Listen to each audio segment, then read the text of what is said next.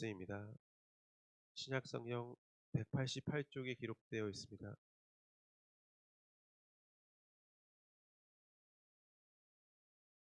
사도행전 2장 1절, 2절, 3절, 4절 말씀. 188쪽에 기록되어 있습니다. 제가 봉독하도록 하겠습니다. 오순절 날이 이미 이름에 저희가 다 같이 한 곳에 모였더니 호련히 하늘로부터 급하고 강한 바람 같은 소리가 있어 저희 앉은 온 집에 가득하며 불의 혀같이 갈라지는 것이 저희에게 보여 각 사람 위에 임하여 있더니 저희가 다 성령의 충만함을 받고 성령이 말하게 하심을 따라 다른 방언으로 말하기를 시작하니라. 아멘. 오늘 말씀 중심으로 성령이 충만한 삶이라는 제목으로 이렇게 말씀을 나누고자 합니다. 하나님이 인간을 창조하셨고, 그래서 영원전의 계획이죠. 곧 창세전에 우리를 창조하셨고 에덴의 모든 것들을 누리라 하셨습니다. 창세기 1장 27절에 보면 다스려라 라고 하셨는데 한 가지 지키지 못한 일이 있었죠. 중앙에 있는 선악을 알게 하는 과실을 먹지 말라라고 하셨는데 인간은 하나님과 동등됨을 취하기 위해 먹었다라고 이야기합니다. 그때부터 사실 인간에게 죄가 왔다라고 이야기하고요. 이 죄를 죄인인 불완전한 인간이 해결할 수 없었기 때문에 완전하신 하나님이 해결할 수밖에 없었다라고 이야기합니다. 그래서 예수님이 오신 거죠. 말씀이 육신이 되어 우리 안에 거하셨다라고 이야기합니다. 예수님이 오셔서 이 땅에서 다양한 것들을 보여주시고 이적과 기적과 또 말씀도 전해주시고 때가 되어서 곧 에덴에서 있었던 하나님을 떠났던 불순종했었던 죄를 해결하기 위해서 친히 십자가에 달려 죽으셨다라고 이야기합니다. 죽어서 끝난 게 아니라 죽으시고 부활하시고 다시 승천하셨다라고 성경은 이야기하고 있습니다. 그리고 오늘 본문에 이 성령을 내가 가고 나서 성령을 보내줄 테니 이 성령을 기다려라라고 이야기하십니다. 그것은 오순절이라고 이야기합니다. 50일째 되는 날이다 라고 이야기하는 거죠. 예수님이 죽으시고 부활하셔서 50일째 되는 날 다시 성령을 보내줄게 라고 하셨던 그날이 오늘 본문에 기록되어 있다라는 거죠. 이것은 출애굽에도 동일하게 나타나죠. 애굽에서 출애굽시키기 위해서 마지막 장자의 재앙 때에 좌우임방 문설주에 어린 양의 피를 발라라. 그럼 내가 유월하겠다라고 이야기하셨습니다. 그리고 홍해를 건너게 하셨고 시내산에서 율법을 주셨다. 이게 6월절 이후에 50일째 되는 오순절이다라고 이야기합니다. 근데 인간은 오순절에 말씀을 주셨음에도 불구하고 하나님을 끝까지 불순종한 일들은 반복했다라고 이야기하죠. 가나안에 입성에서도 그것이 마찬가지였다라고 이야기합니다. 그래서 하나님을 순종케 하기 위해 사사를 보내고 왕을 보내도 끝까지 하나님을 불순종한 역사는 지속되었다라고 이야기하죠. 그래서 결국 남유다와 북이스라엘로 나눠지고 결국은 바벨론의 포로로 끌려가고 이후에 메데파사, 헬라, 로마의 압제를 거쳐서 모두 전 세계로 흩어지는 일들을 맞이하게 된다. 사실 오늘 본문하고 굉장히 유사하기도 하고요. 네. 오늘 본문 2장 1절에 보면 오순절 날이 이미 이름에 저희가 다 같이 한 곳에 모였더니 4절에 저희가 다 성령의 충만함을 받고 성령의 말하게 하심을 따라 다른 방언으로 말하기를 시작했다라고 이야기합니다.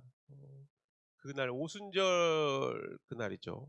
50일째 되는 날 성령을 보내주시겠다 하셨던 그날이었다라는 거예요. 그래서 예수님은 가시기 전에 하셨던 말이 예루살렘이라고 이야기했습니다. 나를 기다려라. 성령을 기다려라. 예루살렘을 떠나지 말라. 하셨던 거죠. 가장 중요한 성전 중심의 삶을 이야기했다라고 이야기합니다.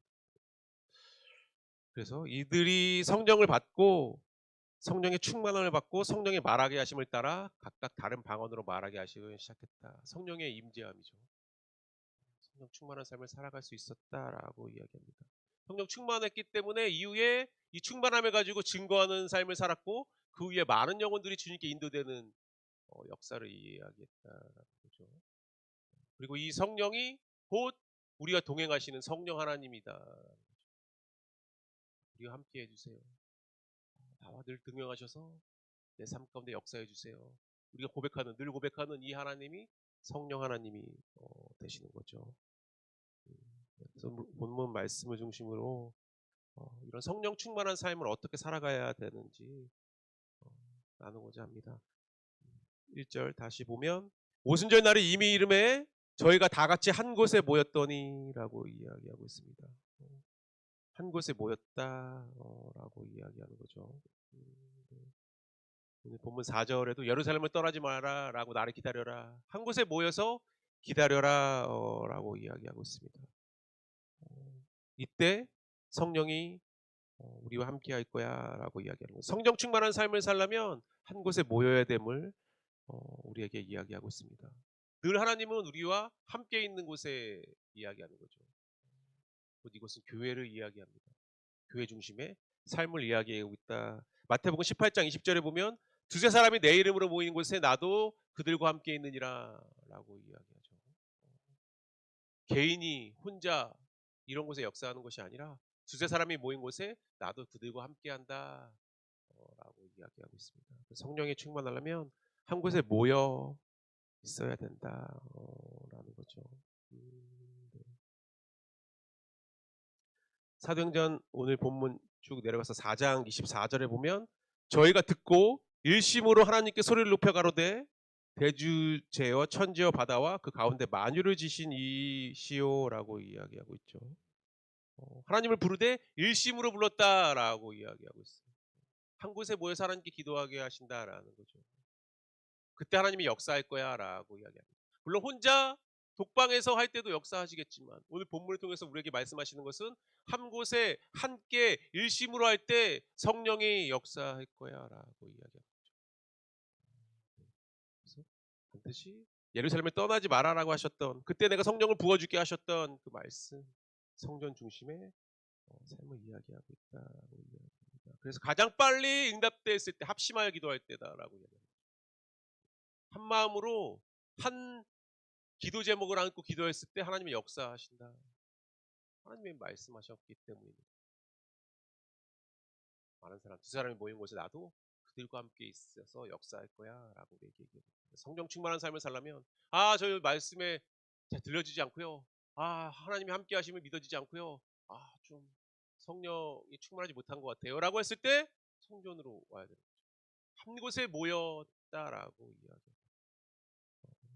그때 우리는 충만하게 할 수 있다. 이 충만하면 말씀으로 충만하게 되는 거죠. 충만하게 될 수 있어 라고 이야기합니다.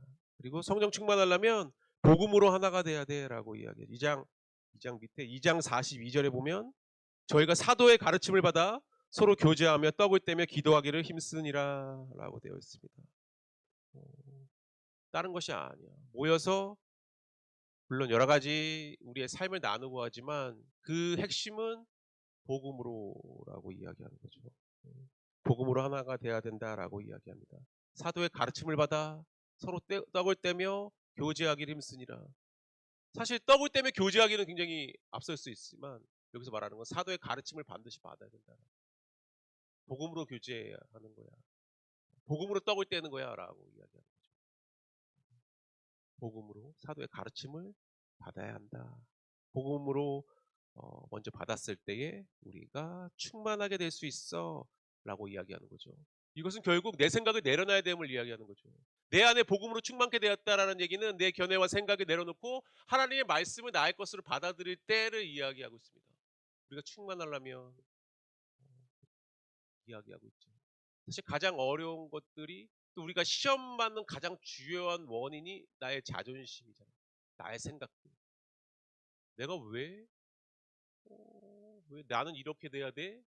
라는 나의 자존심들. 이게 내려놓기 가장 힘든 거잖아요. 말씀을 받는 가장 어려운 저의 요소, 나의 자존심이죠. 교만함이라고 하잖아요. 이것을 내려놨을 때 충만한 삶을 살 수 있다라고 이야기합니다. 그때 하나님의 복의 말씀이 내 안에 들어온다 하고 이야기합니다. 그리고 성령 충만한 삶을 살려면 이 말씀 함께 모여서 사도의 가르침을 받았던 이 말씀을 증거하는 삶을 살아야 되라는. 믿음은 들음에서 나면 들음은 그리스도의 말씀으로 말미암는다. 전했을 때 증거했을 때 듣는 이로 하여금 성령의 역사가 나타나지만 또 말하는 사람으로 하여금 또 다시 역사가 일어난다 하는 거죠. 사도행전 쭉 10장에 가면 고넬료가 등장한다. 이달리아 군대의 백부장이다. 100명의 군사를 거느리는 수장이다. 기도 응답도 받고 구제에 힘쓰고 환상 중에 천사도 가고 그 기도가 하늘에 상달되었다라고 이야기하죠.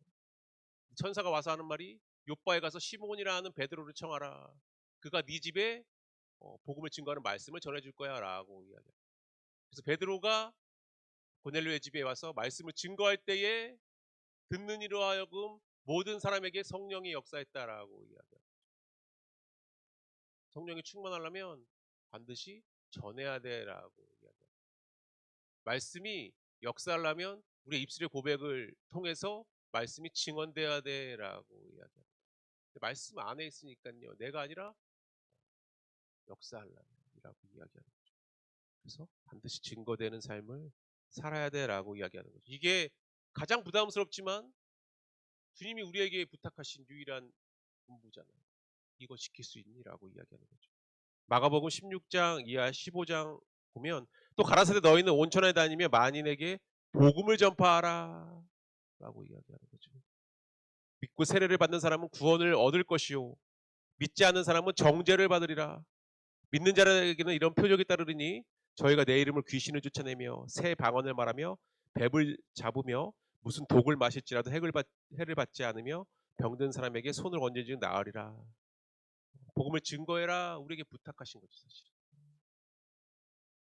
이거 해야지 성령 충만회가 아니라 사실은 주님께서 우리에게 부탁하신 거죠. 남은 고난 아니라고. 함께 모여서 사도의 가르침을 받고 말씀을 증거하는 삶을 살 때 늘 성령 가운데 충만함을 삶을 살 수 있어라고 이야기하는 거죠. 이것이 우리에게 성령이 주신 목적이죠. 이런 삶 위해서 하나님은 주셨다라고 이야기합니다. 그래서 이 원리가 적용되면 다 똑같이 역사하는 거죠. 그리고 마음에 소원되는 것이 있으면 성령 충만함을 얻고 함께 모여서 가르침을 받고 기도하고 또 교제를 통해서 증거되는 삶을 살 때 이 역사가 분명히 나타날 수 있고 내 주변에 있는 어떤 영혼들을 구원을 얻게 해야 되는데요. 근데 성령이 역사해야 되잖아요. 성령은 믿게 하시는 일을 하시니까 똑같다. 한 곳에 모여서 기도하고 그들에게 증거할 때 반드시 성령 하나님은 역사하신다라고 이야기합니다. 마가의 다락방에 오늘 본문에 임한 성령이 늘 우리 삶 가운데 상존함으로 인해 나의 뜻과 생각과 판단과 철학으로 살아가는 것이 아니라 성령이 함께함으로 동행함으로 말하게 하심에 따라 믿고 순종하는 삶을 살아감으로 인해 늘 하나님이 함께하는 동행의 확신과 충만한 삶을 살아가는 우리의 모두의 신앙 되기를 주님의 이름으로 축복합니다.